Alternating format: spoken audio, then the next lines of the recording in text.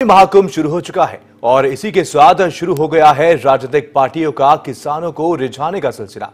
यही वजह है कि पूर्व से उगने वाला सूरज राजनीतिक पार्टियों के लिए इस बार पश्चिम से उदय हो रहा है।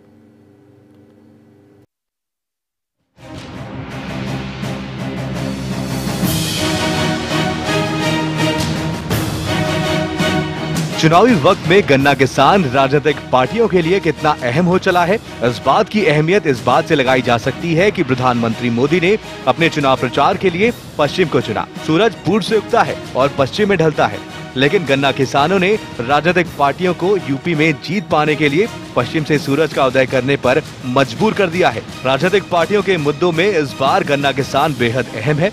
शायद इस बात को राहुल गांधी ने बेहतर समझा और इसीलिए चुनावी मंच से किसानों को रिझाने के लिए 72,000 हर साल देने का वादा कर डाला। 30% सबसे गरीब परिवारों को हर साल 72,000 रुपए देने जा रही है। कांग्रेस हो या बीजेपी, हर राजनीतिक पार्टी खुद को किसानों का हिमायती बताने में जुटी हुई है। राहुल के 72,000 वाले बयान के बाद अपने चुनाव प्रचार की शुरुआत के लिए पश्चिमी जिले मेरठ को चुनने वाले नरेंद्र मोदी ने मंच से राहुल गांधी पर जमकर निशाना साधा।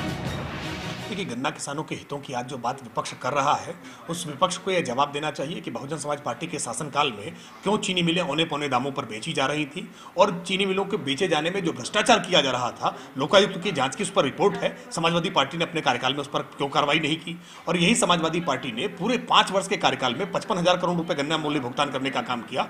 आज उत्तर प्रदेश में योगी आदित्यनाथ जी के नेतृत्व की सरकार बने हुए 2 वर्ष अभी नहीं पूरे हुए और 2 वर्ष पूरे होने से पहले ही हमने आज 57,000 करोड़ रुपए गन्ना मूल्य भुगतान करने का काम किया है। सर्वाधिक चीनी मिलें अगर किसी शासनकाल में चली हैं तो योगी आदित्यनाथ जी के शासनकाल में चली हैं। सर्वाधिक गन्ना का मूल्य भुगतान हुआ है, सर्वाधिक गन्ने की पेराई हुई है, सर्वाधिक गन्ने का उत्पादन हुआ है। इसका मतलब अगर गन्ने के किसानों के लिए कोई भी हित की बात सोचने वाला है तो वो भारतीय जनता पार्टी है। बेशक देश की दोनों प्रमुख पार्टियां गन्ना किसानों को रिझाने के लिए लुभावने वादे कर रही हैं, लेकिन एक दूसरे पर आरोप लगाकर खुद को हिमायती बता रही हैं। लेकिन हकीकत यह है कि गन्ना किसानों की हालत ज्यों की त्यों बनी हुई है। निगम 1 चीनी उत्पादन यहां पर 4.26 लाख क्विंटल हुई है और इसका बकाया 50.99 करोड़ रुपए है। सहकारी 24 यहां पर चीनी उत्पादन 66.24 लाख क्विंटल हुआ है और इसका बकाया 884.29 करोड़ है।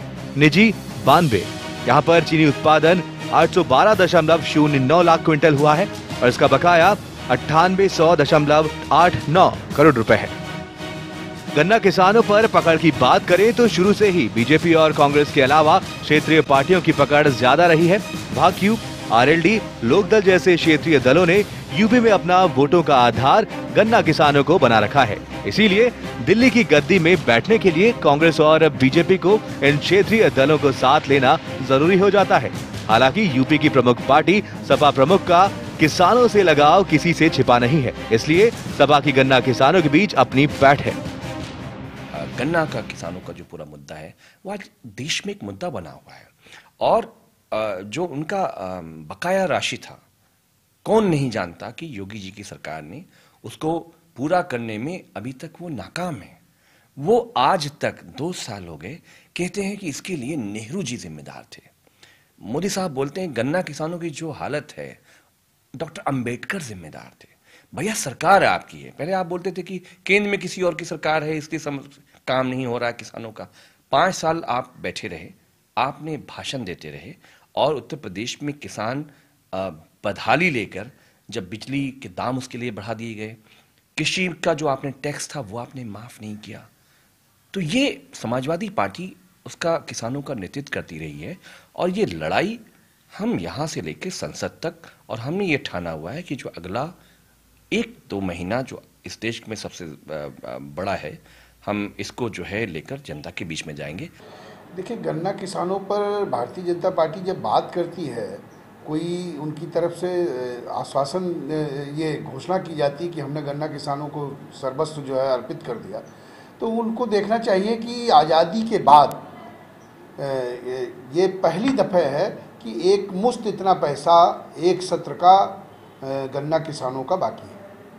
13,000 करोड़ रुपया 2018 और 19 का गन्ना किसानों का इस सत्र का बाकी है, 2,500 करोड़ रुपया किसानों का ब्याज बाकी है और 2017 और 18 का 239 करोड़ रुपया बाकी है और 22 करोड़ रुपया 2016-17 का किसानों का बाकी है।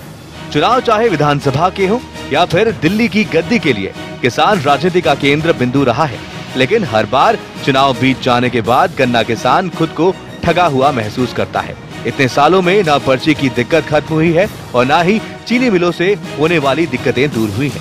सरकार किसी की भी रही हो, बकाया भुगतान की मांग करने पर किसानों को लाठियां ही मिली हैं।